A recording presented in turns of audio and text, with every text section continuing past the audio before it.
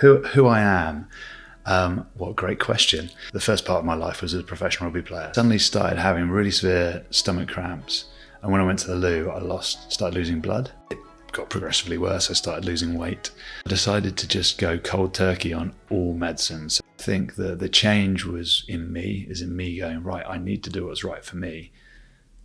And stop. I think you can take way too much advice in life, and sometimes that advice can lead you down the wrong path or can lead to inaction.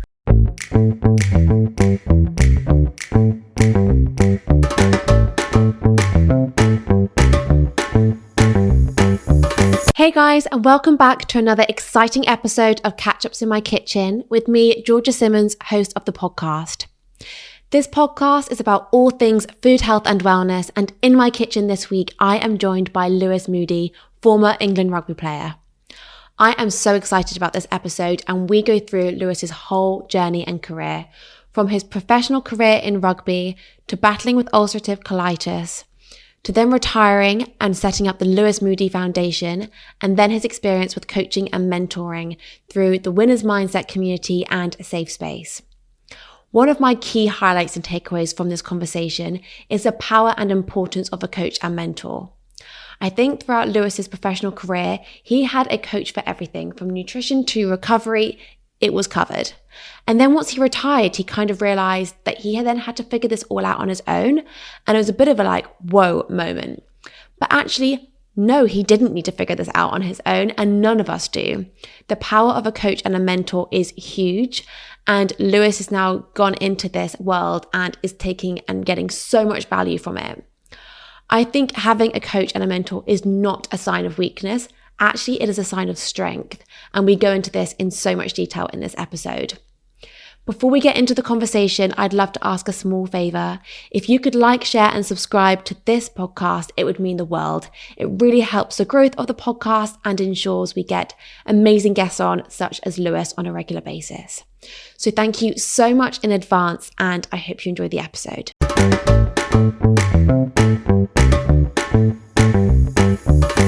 Lewis, welcome to my kitchen. How are you? I'm very good, thank you. It's awesome to be here. You know, I don't make it up to London very often, so the chance to escape Wiltshire and sleepy Wiltshire and come up here, and having not seen the work that's been done at Battersea Power Station, it's been quite a nice morning just wandering around. So thank you for the invite. It's a lovely morning to be here. I mean, we've had a lot of rain, but the sun is out today, so it makes it look even better. Yeah, and it's warm on your balcony. It is hot. It's actually boiling on there. Do you mind giving a really quick elevator pitch, who you are and what you do to kick things off? Yeah, sure. Well, so who I am, what a great question. I think for many years, that question was probably one of the hardest to answer. So my life in sport was, so the first part of my life was as a professional rugby player. So for 16 years, from 18 to 33 or 34. And then when I stepped out of that, I played with England and Leicester and various other teams. You know, really fortunate to time my entry into the world of rugby. The summer I left school, rugby turned professional. Otherwise, I would have been, an amateur. I would have been earning no money. So at the age of 18, I played my first professional game 3 months after leaving school, and then, made a living out of doing what I loved, essentially. So I felt very lucky. The sides that I was a part of won pretty much everything that there was to win in rugby union, which was incredible, including a World Cup, which for a young man. So when we won the World Cup, I think it was 24.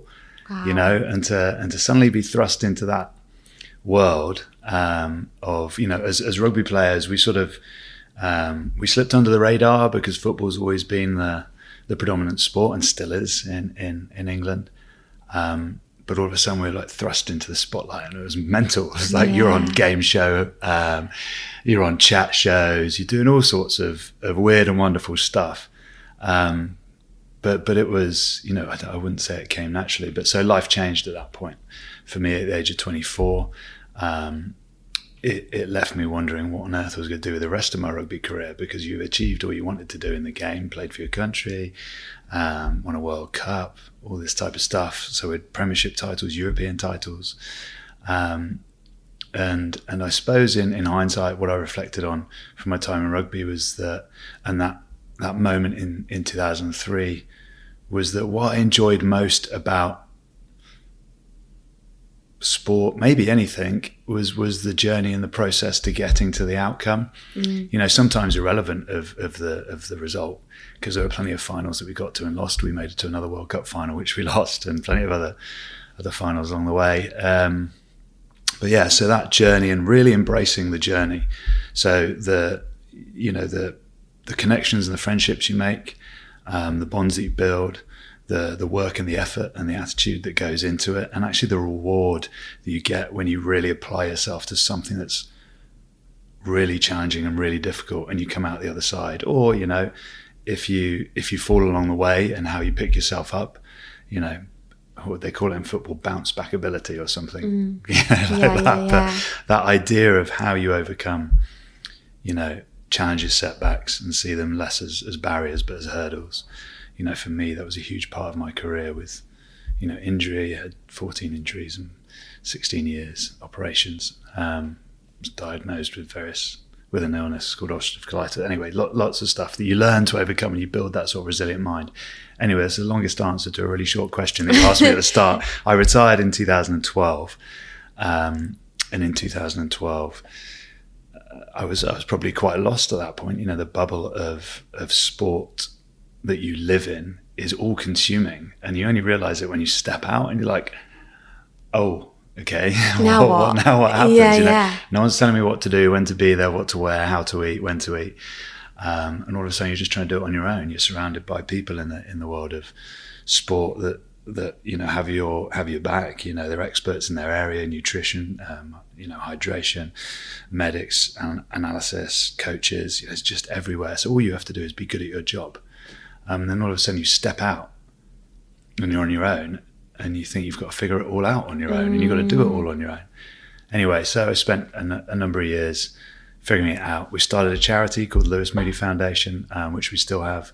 So that's in its 10th year this year, going into its 11th, which is pretty cool. We've raised over 2 million for supporting young families living with brain tumours. And what I've ended up doing now, and the world in which I inhabit now is still connected to sport. So about 5 years ago, I started mentoring young athletes. I say young athletes, some premiership athletes as well, some elite athletes, and some young athletes. That then moved from mentoring into coaching. So I had to requalify, and I had to change my relationship with learning, because I hated learning at school. Like, the form of academic or the form of learning that I got at school was very much be told information and then retain it and then go away and read it, and it wasn't for me, and I found it really difficult. But now I've found something that I love. I found a passion. So in coaching, performance coaching, my relationship with learning has changed, and has had to, I suppose, to a degree. But the fact that I love it means that I want to embrace it and learn more. So the world that I inhabit now is coaching, performance coaching, and I work with a mix of people, from sport to business, and I absolutely love it. And I suppose the term that I've come to now with life outside of rugby was always about finding my passion, because rugby was my passion, the thing I loved, therefore I wanted to excel in it. And I think that helped drive my ability to succeed and achieve and overcome the challenges and obstacles and setbacks along the way, because I kept wanting to get back on the pitch. So now I feel like I've found that passion again, and it's been about making my passion my livelihood now, which has been the next journey. And we spoke briefly about how you self-promotion, and as British people, it's something that we find inherently uncomfortable. Definitely. And as probably an archetypal example of that, I've always found it really difficult. So I came across a book.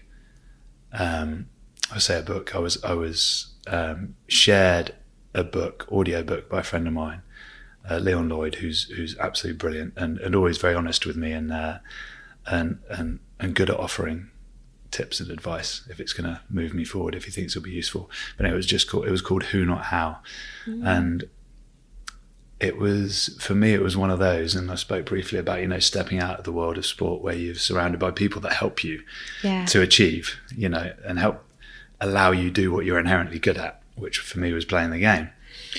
So, and when we step out, we try and figure out how to do, and we think we expect we should be able to do that all ourselves. And I definitely was in that mindset, and I couldn't understand it. And if I asked for help, that was almost like a sign of weakness, because I felt I should. I don't know if you ever find that, but I should know it. So if I'm asking, will they think that I don't know what I'm talking about? Definitely. But anyway, so Who Not How has been really eye-opening for me. And the simple premise I took from it was, stop figuring out how to do it all yourself and figure out who you need to support you to do it. Yeah, massively. We can't do it all on our own.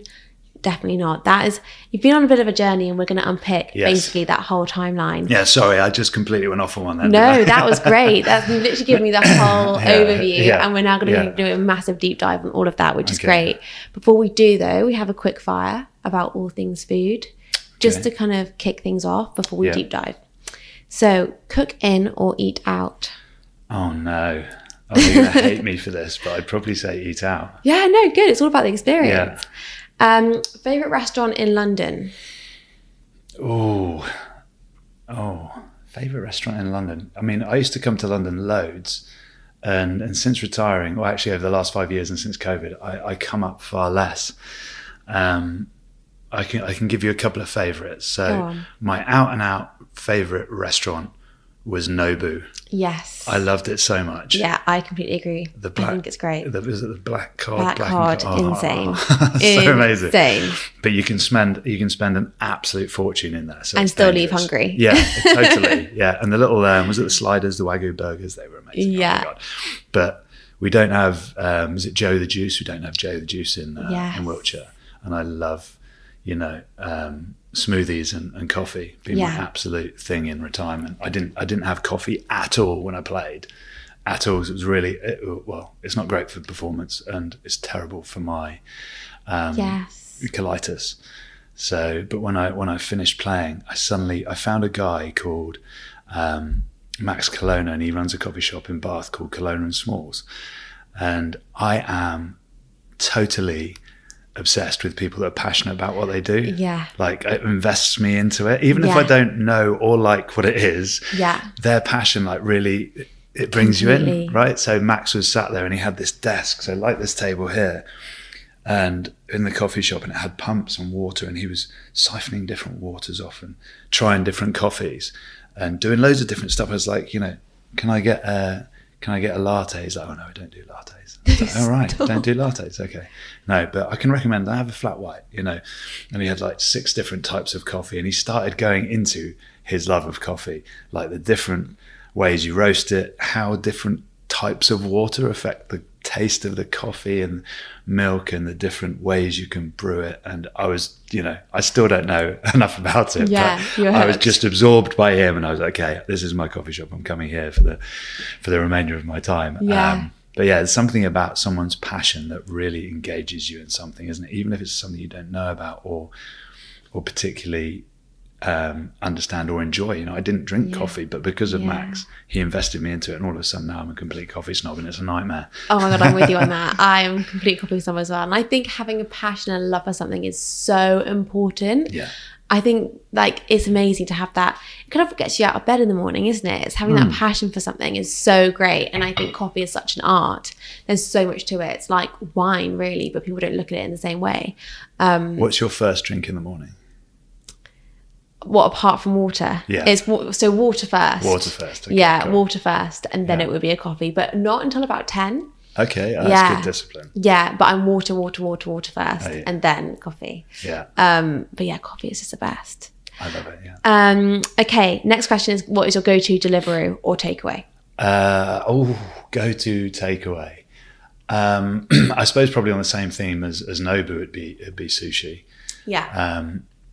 Always my post-match indulgence. When you can be naughty and go out and have a Burger King or something. KFC. I just always really loved sushi, so I'd always have a Yo Sushi. Yeah. But I have 2 boys now, and they're 16 and 13, and so we have to accommodate their their love as well. So Wagamama's tends to be the go-to. Meet in the middle, Yeah. still kind of Asian-y. Yeah. So what's your go-to cuisine?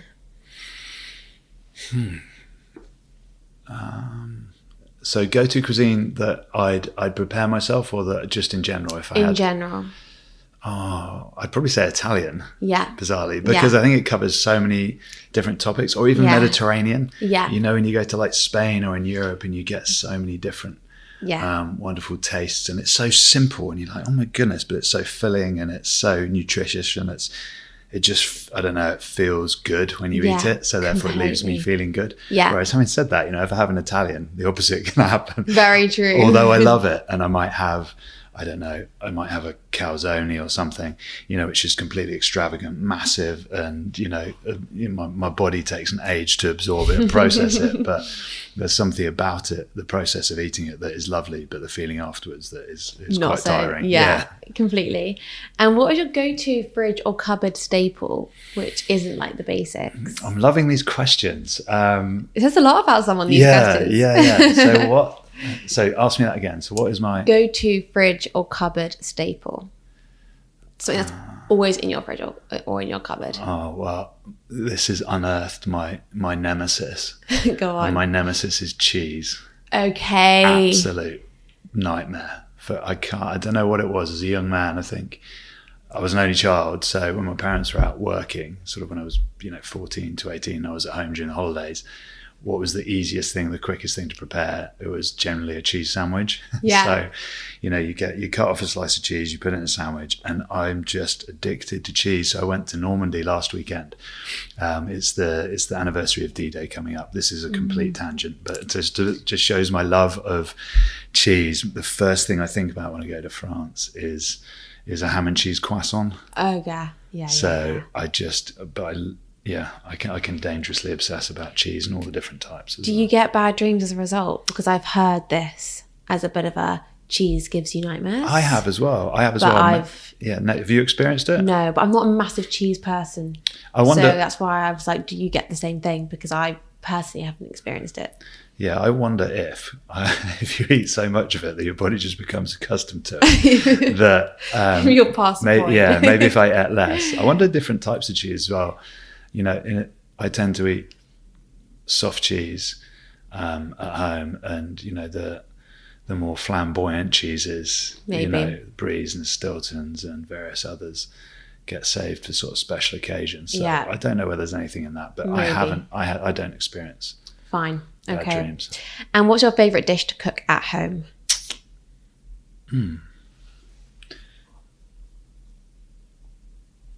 Probably.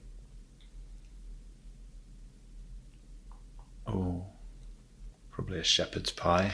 Yeah, good. That's a good home comfort meal. A wholesome meal, right? Yeah. For the winter months, which tends to be every month in this literally country. Always. Yeah, bar 4 weeks maybe. So yeah, I don't eat it that often, but it's almost one of those meals that go, if you had to cook something, what would you have? It'd be shepherd's or cottage pie. Good one. Okay, so I want to start at the beginning when you discovered your love for rugby. So let's start kind of like your upbringing and how you kind of got into the sport. So I was introduced to rugby by a friend of mine. It was actually so my mum's friend came over with her son, and her son really wanted to go to the rugby club. We were 5 or 6. His name is Matt Foster, and mum's friend said, would I go with him for sort of support, and I did, and I went along, and rugby was full contact then at the age of 5, whereas now it's touch and tag. For safety reasons. So, but for a young man that loved competitive sport, loved any sport, loved being outside, loved being with people, all of a sudden I was like, oh my goodness, this is like the greatest thing I've ever experienced. And you get to tackle people and throw yourself around in the mud. So I very quickly found an absolute love of it, and I was good at it. And Matt didn't enjoy it quite as much. He left pretty much that year, I think. And it started. I was at Bracknell Minis, so all my family are from Bracknell, so Berkshire. And that was it. It began a love affair with the game of rugby that I still have to this day. My journey moved from Bracknell when I was 10. So left the minis and moved up to Leicester. Dad changed jobs.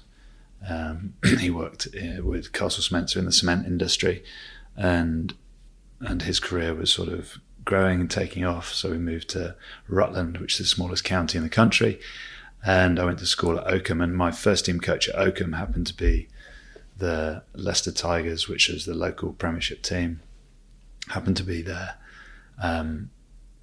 He was an old player of some repute, and the first team coach. So my school coach, it was also a maths teacher, also the first team coach, because the game was amateur then. Mm-hmm. And at the end, so when I went through and I got to the age of 18 and I left school, just before I left, I'd had some tastings of playing junior international rugby. So at 18, he said, "Lewis, why don't you see how you get on down at the Tigers?" I was like, "What? Oh my God, are you joking?" This is amazing. Yeah, so I'd been in the, it would be called an academy now.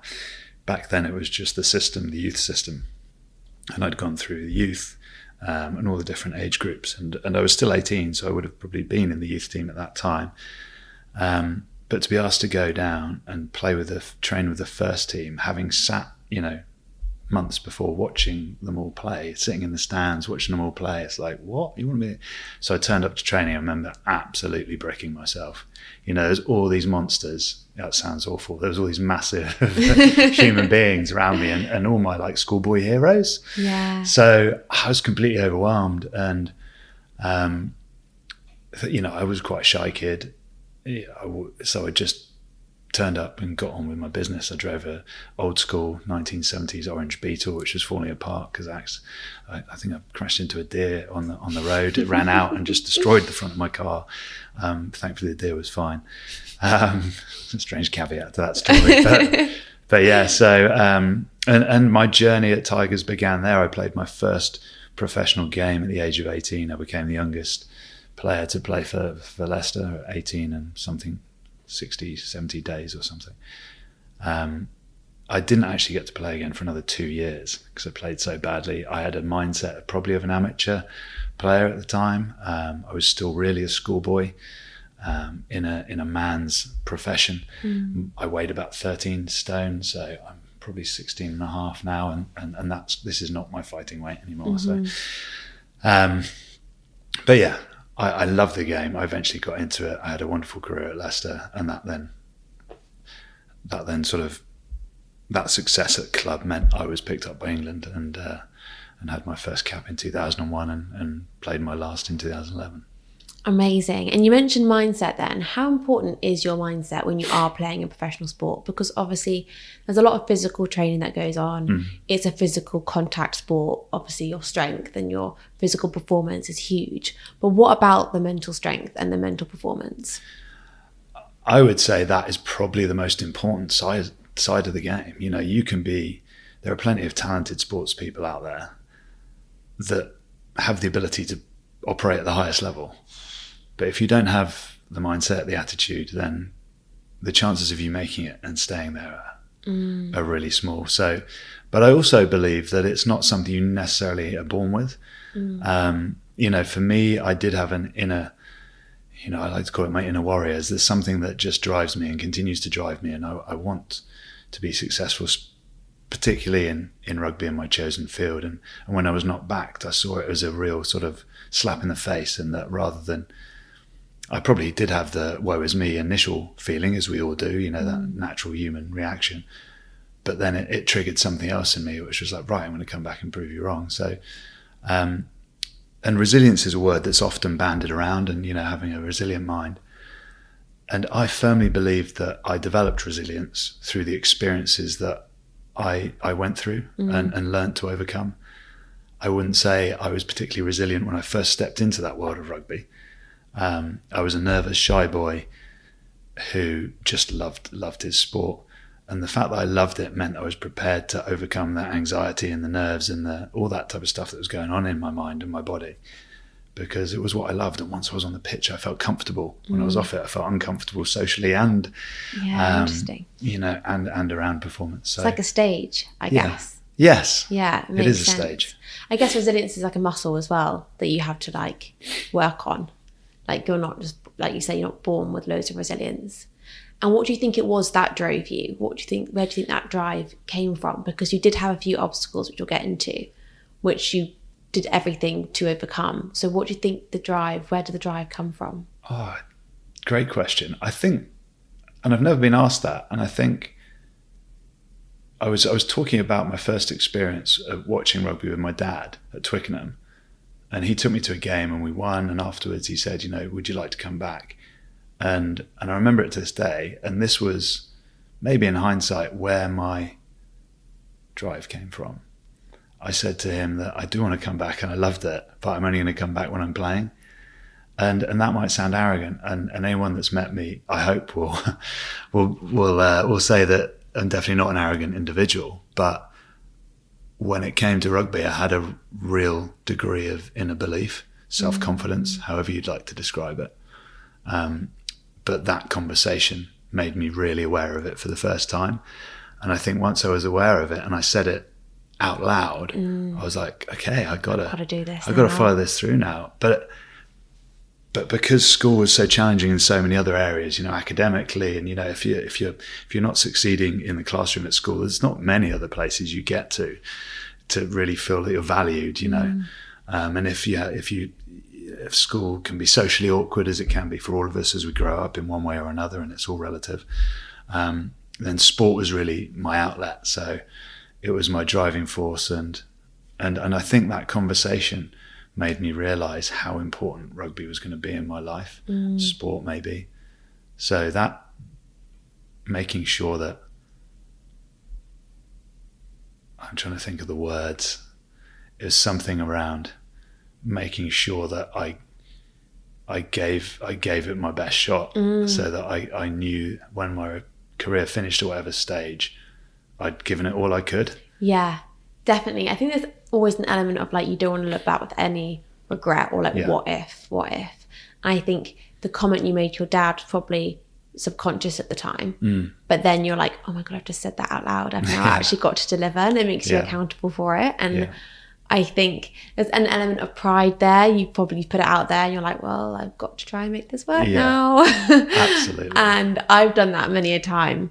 And I've said things on here that after I've said it, I'm like, oh, wow, I've now got to deliver on that. And I think it's good. I mean, people talk a lot about manifestation now, and ultimately that's kind of what that is to a different degree, where you've put it out and you're like, okay, I've put it out to the universe now. I've got to deliver on that. Yeah. I completely, that whole manifestation thing I think is so important in sport. You just call it visualization. We used to, prior to a game, big games, World Cup final, I remember sitting in the bathroom, playing through in my mind how the game was going to go the next day, all those positive interactions that I was going to have and create. That doesn't mean that those negative thoughts or the visual images of, giving away a penalty, making a mistake don't happen, because of course they do. But it was as long as I had more, as long as I'd rehearsed and gone through it, and it was almost like muscle memory. He talks about resilience. You can develop resilience through experiences and putting himself in difficult positions and figuring out that you can overcome it. It's the same for, practicing being ready for something. That visualization, it's just a process. It's muscle memory. So when you get onto the pitch, actually it comes naturally. If you've been injured or you've been out for a long time as well, it's a great technique to try. So that's that sort of ebbs into manifestation. Definitely. It's actually really good to frame it in that way, because I think at the moment it's been spoken about a lot more, but in a slightly woo-woo way. Like, I'm manifesting in my manifesting journal. It's kind of been taken out of reality a little bit. And I think actually that's a really good example of how manifestation works. It wasn't called manifestation then. It was called getting your head in the game or whatever. Like, it was just kind of like getting yourself prepared. But actually that makes a lot of sense. And it's, that is definitely manifestation, but in practice. And the words and the language, manifestation, visual, all those types of things, all of it becomes irrelevant if it's not married with good practice and consistent, disciplined, good practice. To think that we can just think of it so it will happen, obviously that's not reality. We think of it we then apply the skills, the attitude to deliver it. Yeah. The work ethic, the empathy, the accountability, for me, and especially in the world of sport, accountability and feedback is a word and something that I'm really passionate about, is that because when you're outside of sport, in sport, you get feedback all the time, in the moment, after sessions, after games, constantly, because everything's about performing at the weekend. So you have a sort of deadline, and then you reflect on it. So you review play, so you plan, play, review. And in the world outside of sport, when I ask people about how much feedback do they get, some people don't get any. They certainly rarely ask for it. If you're in a working environment, you might get it at an annual review or a quarterly review. So that means you're working for months, weeks at a time without knowing actually how you're doing. Just, you're in your own mind, maybe with a colleague. Yeah. And there's definitely something around, there's a book, Carol Dweck did some good stuff on growth mindset. And there's a continuum in there, and in that feedback continuum, it's trying to get away from waiting for feedback, actually really go and seek it. When I started making changes in my life outside of playing was when I started talking to my mates, people that I trusted to give me honest feedback, not just what I wanted to hear, which is a really easy thing to do, right? Because people don't want to upset us. And when we hear the word feedback, it's quite, I don't know if I want to be told how I'm really doing, because they might realize I'm not doing it. Actually asked a friend, and he just gave me 3 pieces of information, and only one was around, I think you should stop doing this. And it was like, oh mate, I didn't even realize I was doing that. I'm so grateful. And there was a little bit of sort of, what, am I doing that initially? But then because he'd shared it, I knew he was sharing it for a reason. So go away, look at my behaviors, is that happening? Yes, it is happening. And, but unless I'd gone out and asked for that feedback, I would have blissfully continued making the same mistake. So if anything comes from this conversation, I would recommend everyone try it. Pick a trusted friend, go and ask them. Well, what I did, and whether you choose to do this or not, was, mate, can you tell me one thing I'm doing well, one thing I need to improve on, or one thing I need to stop doing? And the stop doing was the most important for me. Also, it's nice to hear the things that you're good at, and invariably they give you more than one of those. That's great. That's always good. And I think you're so right there. And I think when you work for yourself as well, it's really difficult to get feedback because it's just you. And I actually created a questionnaire for the podcast, which I sent out to loads of people, being like, what do you love? What do you not like? What do you want to see more of? And it was just like, is anyone going to even reply to this? Who knows? But I actually got some really great response, and it was so helpful. And I think feedback is so key. And I think also finding people in your field who do what you do. I've now got quite a few friends who also work for themselves, and one of my friends and I, we meet up on a monthly basis, and we basically it's like a review. And cool. It's so helpful, and we are so honest. And it's brutal at times, and you're like, ouch, that really hurt, but it's good, and you need that. Those uncomfortable conversations, or when you're in your, I think I mentioned it earlier, the times that you've really, maybe I don't feel alive's the wrong way of putting it, but or maybe it's not, when you overcome something challenging like that, and those awkward conversations when someone picks up on just one of the behaviors or flaws or something that you need to improve on, it can be uncomfortable. But as soon as you realize it and you make changes and you move forward, you're like, okay, I can do difficult things. And the more often we do those little hardships, that's way too, but those little things, and prove that we can overcome it, it just becomes the norm, and doing difficult things becomes easy. Whereas if we're in that comfort zone, it's what I definitely went through this, where you could be resistant to discomfort, and I'm comfortable again now, especially outside of sport. You need those people that challenge your thinking. Definitely. I always find when you're trying really, really, really hard, and then someone criticizes it, that's when I'm the most. I'm like, whoa, this is the wrong time to be telling me that. But in a way, it's good, because you are in that mindset of push and try. So that is a good time to tell you, because you are trying. But I'm always so defensive at that moment. And it's like, you got to pick a timing. Sometimes people will be like, I've just listened to this episode, that was really good, but you should do this. And I'm like, oh, wrong timing. But it's always really good to hear. And you need it all the time. I think we're always trying to be better. And I think having other people tell you where you can be better in what areas, it's so valuable. And you hit on something in there. So around language as well, like for me, the intent of feedback. So you talked about criticism in there, and actually, okay, sometimes actually I don't know whether criticism's ever helpful. Like, because I know if I've made a mistake, generally, if I don't, then, I need to be made aware of it. But the intent of feedback is normally to help us improve, or it should be to help us improve. So, criticism for me shouldn't necessarily exist, because that's just telling you that you're doing something badly, or you made a mistake. Okay, I know I made a mistake, unless I'm unaware of it, of course, then how you approach that conversation. But the intent of feedback should be to help us move forward and help us improve. And feedback is a skill, because you alluded to it in there. It's like if someone just tells you you're doing something wrong and you're putting in tons of effort and they've taken none of that into account, that is going to elicit a negative response. Yeah. So that person being aware, first of all, to have the awareness to go, okay, this person's putting a lot of effort here. I acknowledge there's something that they could improve on. And how do I have that conversation so that it lands in a way that's beneficial and useful for that person? And then for you as the person receiving that piece of feedback, there's a whole thing around, okay, how do I not get so defensive that this person never wants to give me feedback again?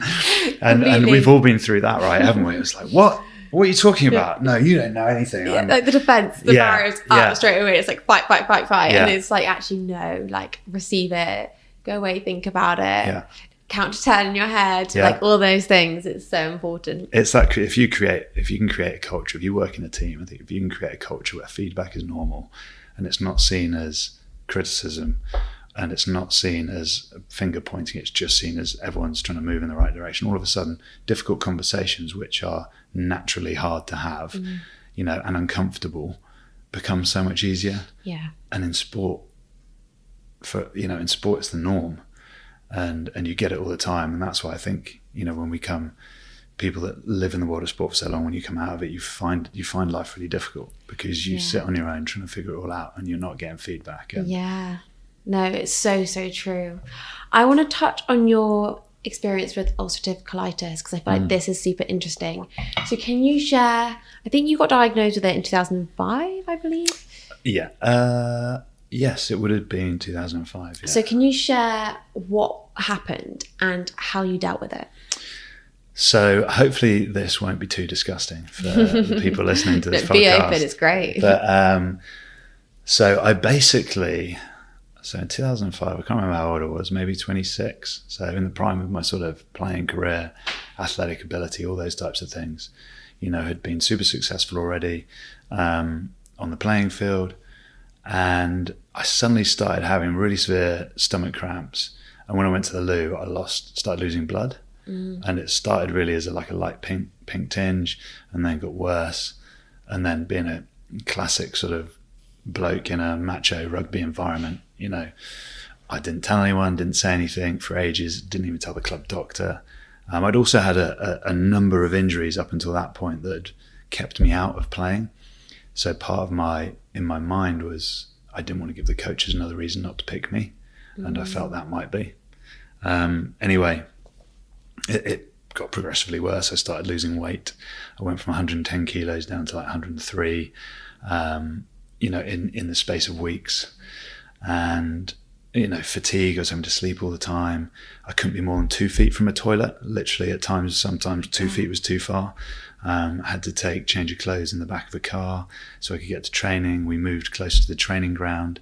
That was coincidence actually, but it was very beneficial, and being 5 minutes from training was too far sometimes. Literally leaving my house became utter fear, because I had no idea how soon I was going to need the loo, even if I go to loo straight away. And it got so bad that eventually I actually got locked in a pub one morning at the end of my road, because I'd got out of the house, I know it was 7:30, leaving slightly early to get the training so that I could avoid anyone if any accidents happened. And I got to literally the end of the road, which was 200 meters away. I needed to go to the loo. Pub was open at the end of the road, ran in. And when I came out, the cleaners must have been in, and they locked the door. So oh my God. I told no one about my illness at this point. And I was like, oh my God, I'm going to have to call the coaches and tell them I'm locked in the pub at 8:30 in the morning. What are they going to think? But anyway, so I managed to catch the cleaner. She opened the door. I got to training. At that point, I think I decided that it was time to tell someone. At that point, I decided it was time to get figure out what it was. So I spoke to the doctors. They diagnosed with ulcerative colitis, which is bowel disease, essentially. So it means you have bowel incontinence. So at 26, I had to deal with that as a professional athlete, which was really hard. Really hard, yeah. And how long did you wait to kind of get diagnosed when it started? I mean, I couldn't remember exactly now. I'm going to say probably that to wait to get diagnosed, I probably waited 4 or 5 months. Fine. Way too long anyway, dealing with those symptoms, which is stupid really now in hindsight, but it was just the mindset that I had was I can deal with this. Do you think it was an element of like, it will look weak if I start talking about this? Yeah, absolutely. Well, especially talking about it, sharing it, the world in which I grew up with, that professional world, rightly or wrongly, you didn't really share vulnerabilities, or weakness. That was seen in my mind anyway. I'd speak to it from my point of view. I perceived that as weakness, or it'd be seen as a weakness or judged as a weakness. So I didn't share it.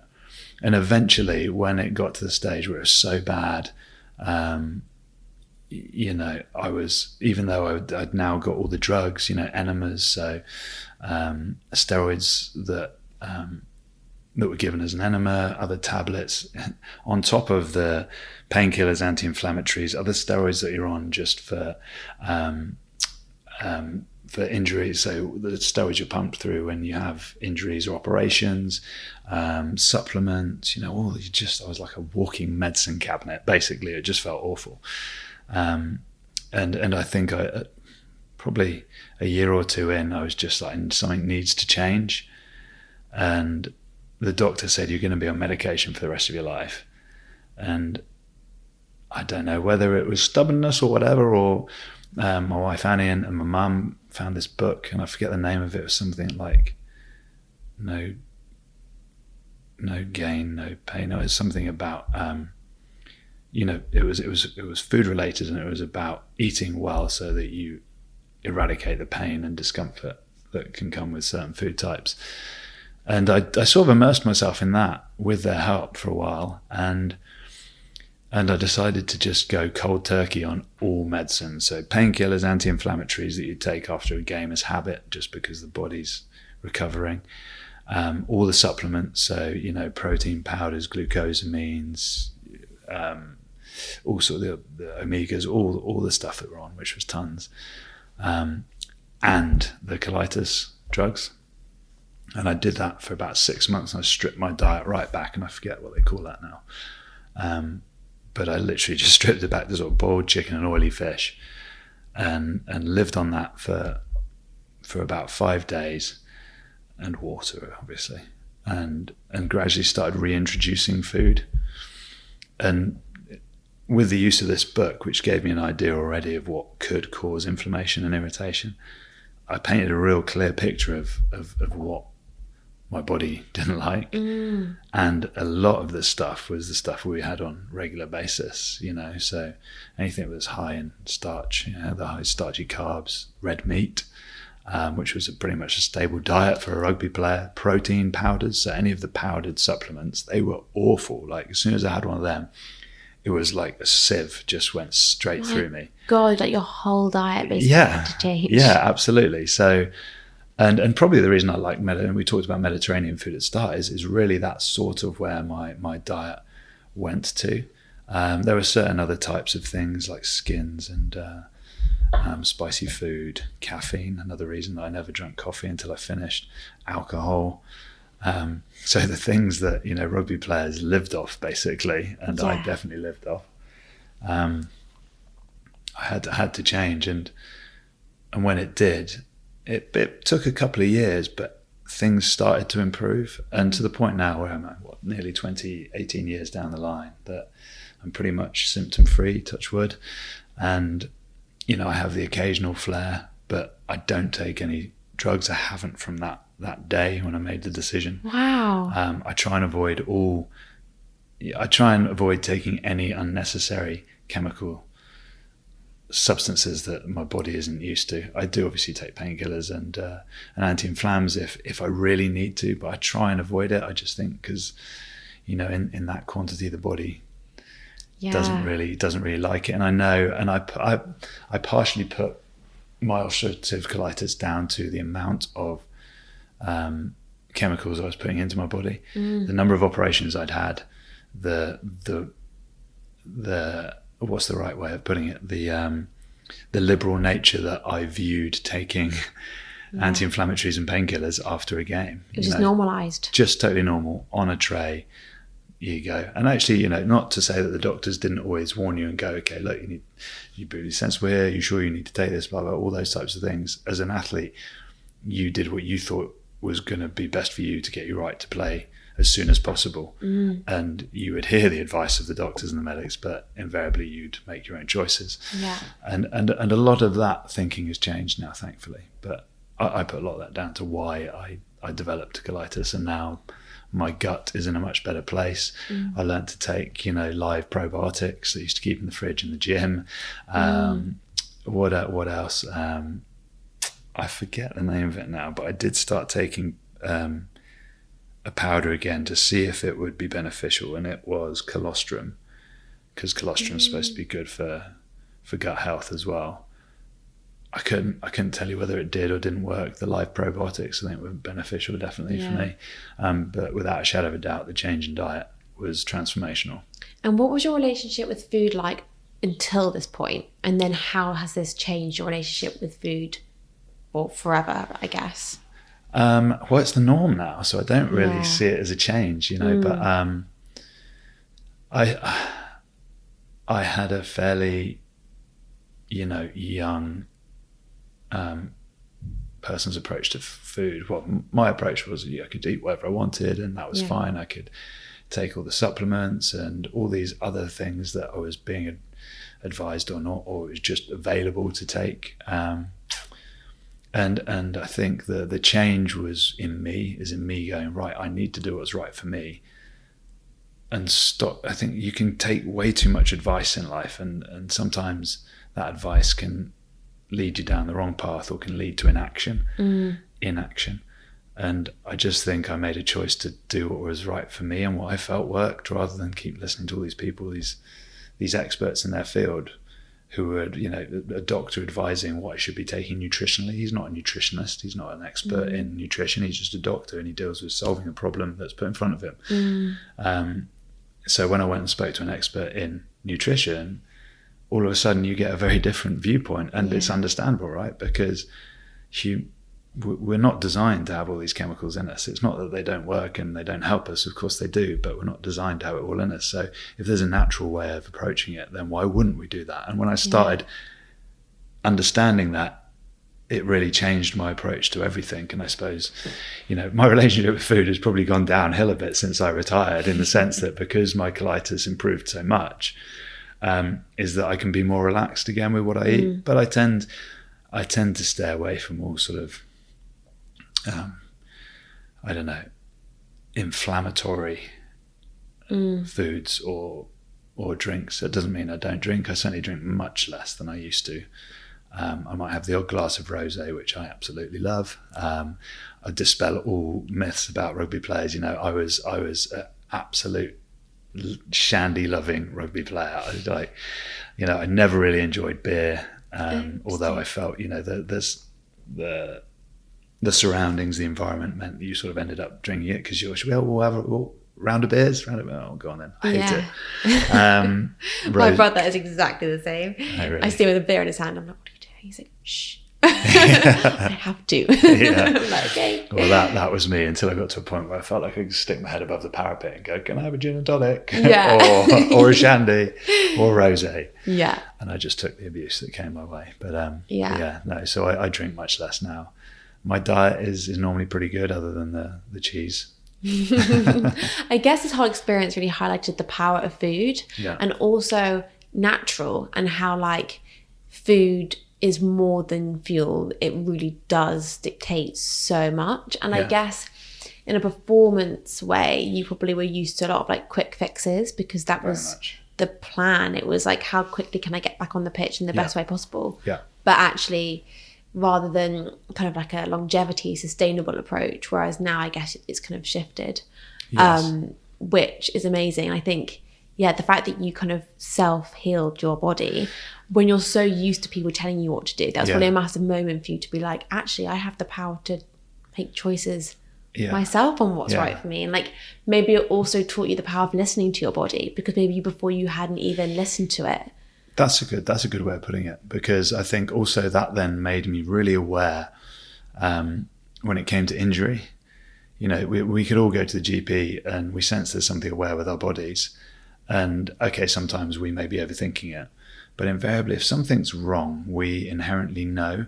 I certainly became much more aware of my body after that experience, and actually being really comfortable asking more questions, and just wanting to understand more answers about the body. You know, do I really need to take this level of painkillers, or these steroid injections?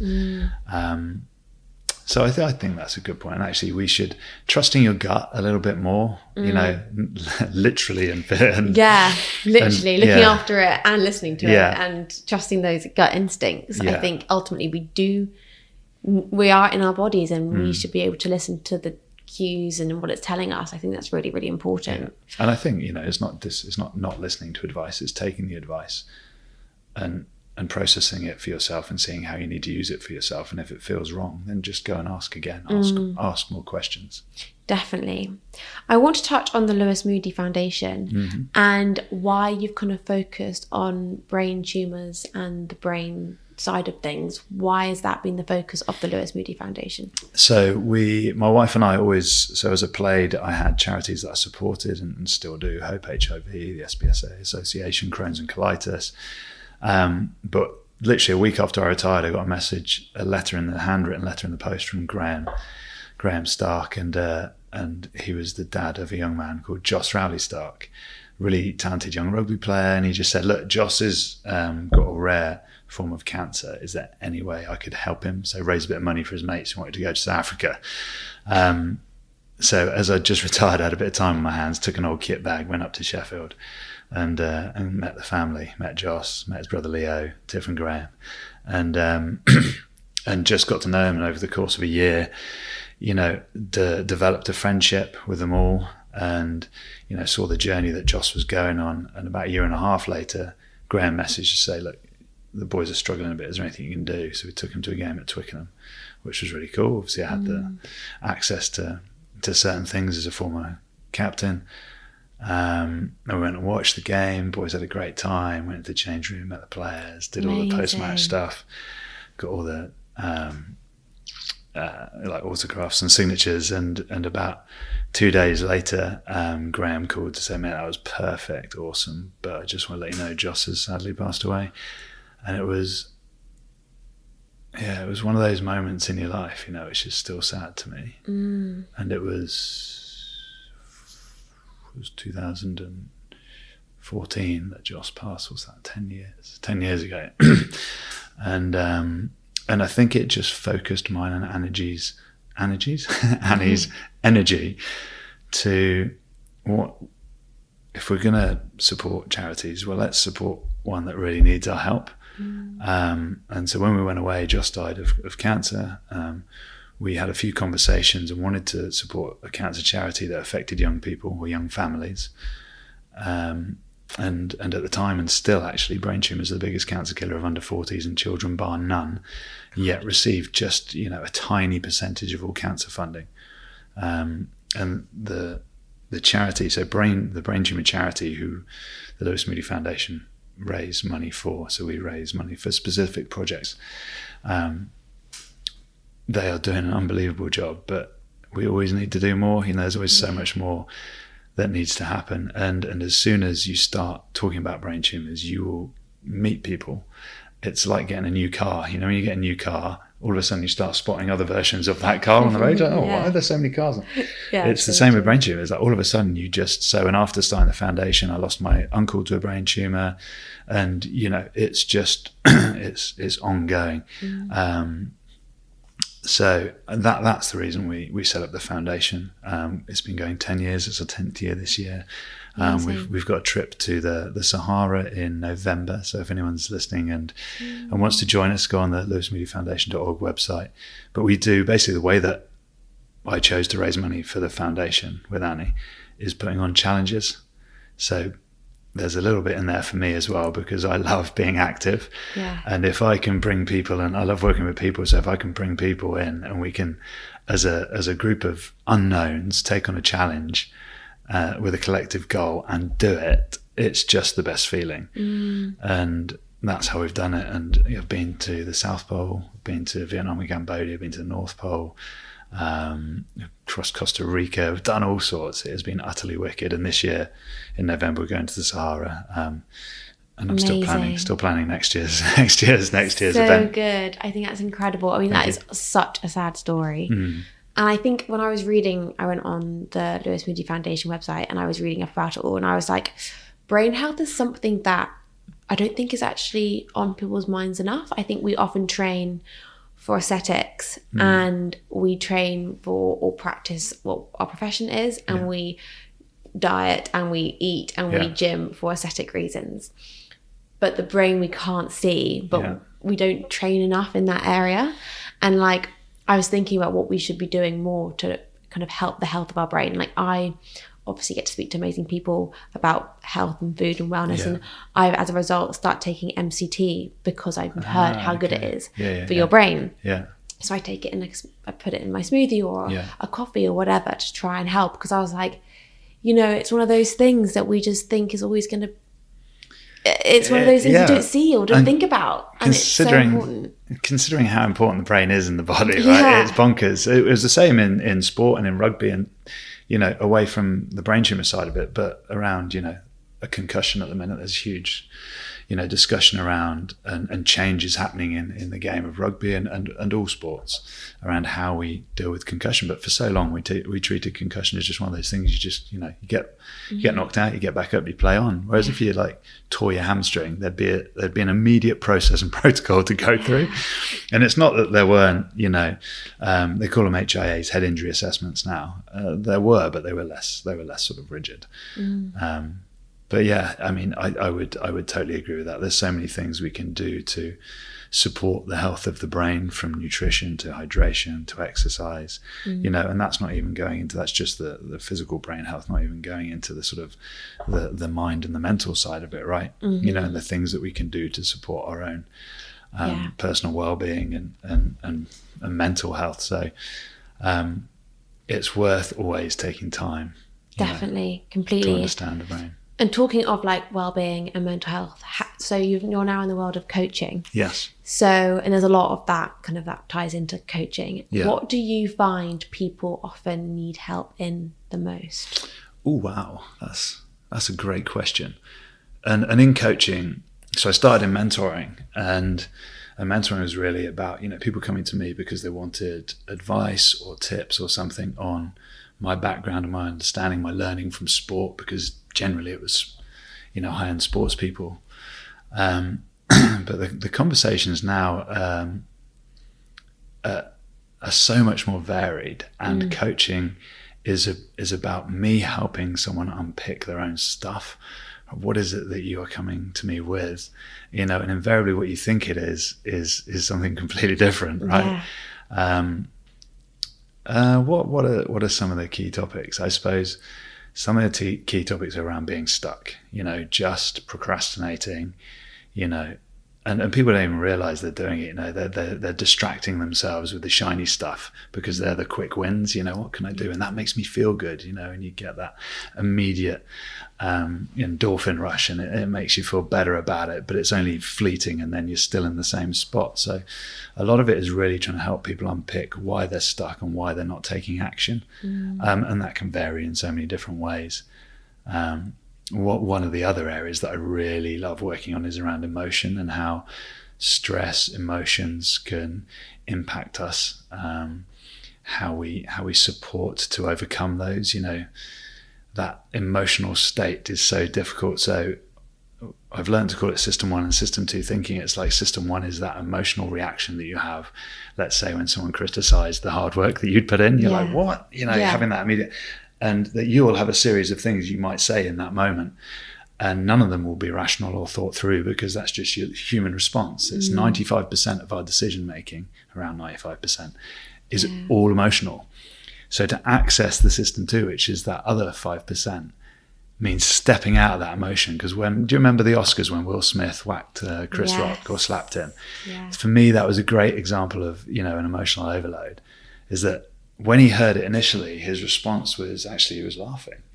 And he fed off the energy of his wife, who looked, rightly or wrongly, utterly upset and angry about it. And all of a sudden he switched and he was out of his chair. And as soon as he's escalated that from being here in the chair to out the chair, it's only going in one direction. It's only going to get worse. And my example of overcoming that on the sports field was, so all the accolades I had, I also had the accolade isn't the right word, but the ignominy of being the first Englishman to be sent off at Twickenham in 100 years. Oh. And that was because of an emotional response.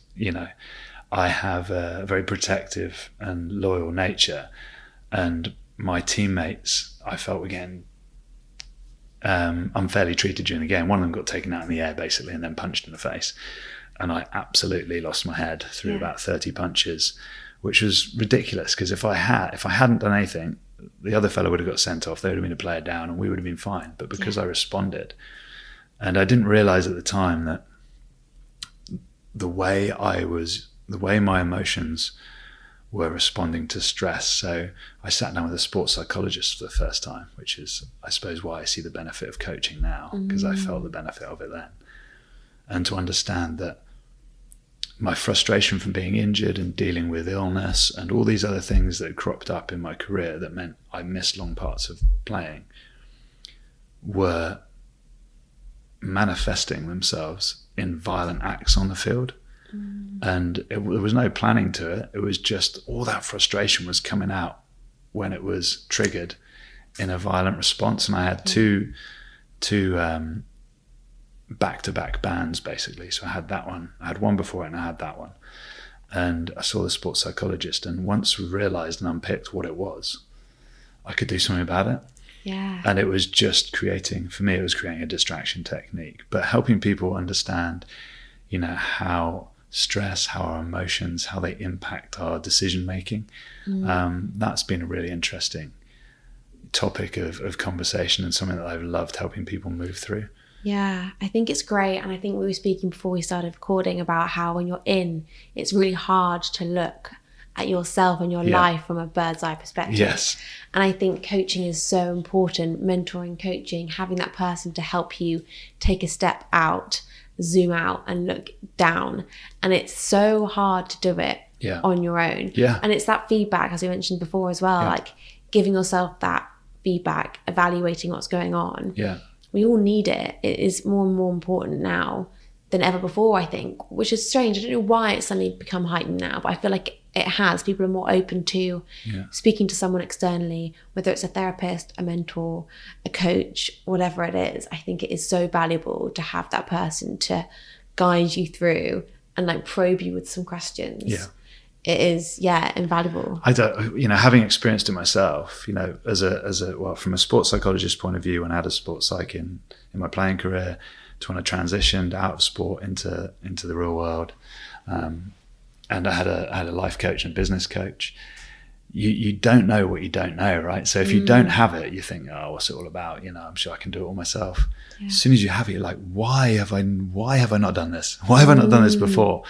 And I think one of the other coaching areas I work in is an organization called Safe Space Global, and they have an online community, and their concept is about making coaching accessible to more people. I think there's always a bit of maybe a stigma around it, and actually it's, it can be very costly, or it's not accessible for everyone, and all those things. So I've quite enjoyed the nature that safe space has, was the nature the right word, the sort of community that it's created, where people can come together, and it's just about sharing and learning together, really. And my community, which is called the winner's mindset, which may lead you down a road of, it's all about being successful and driving, and it's nothing like that. It's actually just about understanding, what are the challenges that we have in life? How can we overcome them together? How do we help each other bounce back? How do we help each other move forward? If we're not having challenges, it's not always just about overcoming difficult stuff. It's about, if we're in a good place, how do we keep moving forward? How do we stay in that good place? I always think anyone is capable of high performance. It's just marrying a skill set with a work ethic, but elite performance is very different. Because that is an inherent skill set that you need to operate at that level, married with consistent discipline. There's a lot of things in there, but I think anyone can reach high performance. And if you've got a coach in your corner, all it is challenging your thinking, supporting you to move forward. And actually, if we keep doing that when we're in a good place, rather than when we're always coming at it from a bad place, or having, had a downward spiral or a bit of a dip or encountered something, which is obviously a good time to do it. But if we keep doing it when we're there, we'll move forward, Completely. Anyway. I think it's really interesting that, like, when you were in your career in rugby, you had so many coaches for different things, and then you retired, and then you were like, now what? And I think it's funny how it's in a full circle, and you saw the value there so much, and then it stopped, and you were like, hold on, why can't I have this still now? Like, hello, like, I'm still here. Why can't I still have this? And now you're offering it to people on a wider scale. And I think with safe space, normalizing it, and I think it's great. And I think sometimes people think it is weakness to ask for help, as you found when 100%. And I think it's just about normalizing it, and having that community of people also doing the same gives you that safe space to then ask when you need it. And I think, it's really great. And I think if you've got that trust in there as well, the vulnerabilities, when people share vulnerabilities, it starts to develop trust. And, in that, or whether it's in the safe space community or one-to-one, or you do group coaching, that trust and that sharing of vulnerabilities develops, and creates a trusting place and a safe space where people feel comfortable to share. And that really allows people like me that are in the world of coaching to help move them forward, But I think I understand why coaching, people can sometimes be reluctant to coach, because I know how I felt as a younger person. I was like, I don't need any of that nonsense, But actually, it's just so valuable. Even if it's one conversation that triggers some different thinking, and you're like, oh my goodness, and maybe that's all you need, and that's cool. But even if that one conversation gives you one thing that improves your life or makes you do something different, allows you to take action, when you've not. For me, that's why it's invaluable. Completely. I could not agree more. So we have a final question that we always finish with. Oh no. And it's bringing things all back to food again. And that is, what would your last meal be? Starter, main course, dessert. Oh, do you know what? I always used to have a set answer for this, and it was prawn cocktail, shepherd's pie, and apple crumble with custard. I mean, that's pretty good. Yeah, it is. I think I'd change my starter now. My starter would probably be a baked camembert.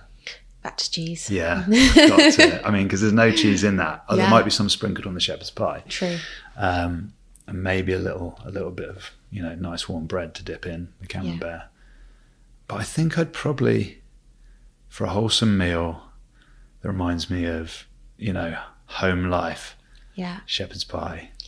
That sounds great. And I haven't had an apple crumble in ages, and I'm now desperate for one, especially with custard. Everyone's like, custard or ice cream? Custard. Ice cream? No, custard every time. Yeah, because do you get, well, if you combine a hot and a cold thing, my teeth go all sorts of funny. It's weird. It's like, no, I agree. And maybe a coffee from your favourite place in Bath, just to kind of finish it all off. Oh, do you know what? I can't necessarily drink coffee with a meal. You know what? I actually, other than breakfast, I am not a coffee in the evening person. Are you not?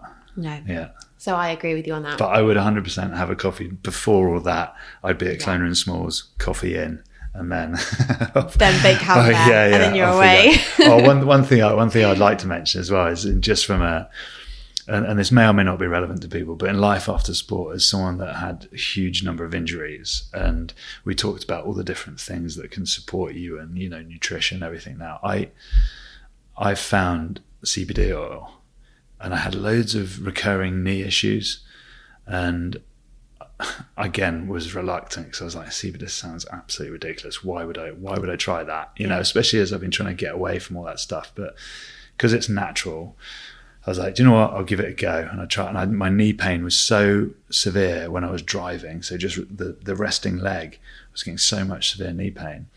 I started taking CBD oil, and it absolutely, I would say, caveat being I combined it with, rest and rehab. So making sure I was strengthening the areas with it, but it absolutely sorted out my joint discomfort. And I just wanted to say that because again, one of those things, and it probably won't be for everyone, and maybe the fact that it could be placebo, but because I believe it's working, it is working. True.